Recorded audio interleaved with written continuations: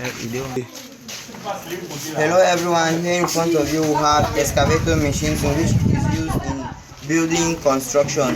We are young inventors which we are interested in the fabrication of heavy duty machines, hydropower machines and robotic and sometimes flying objects. So now you can see this is our product in which we just started, and we are trying to see how we can come up with a protocol in which we can take this to a bigger post, and now we have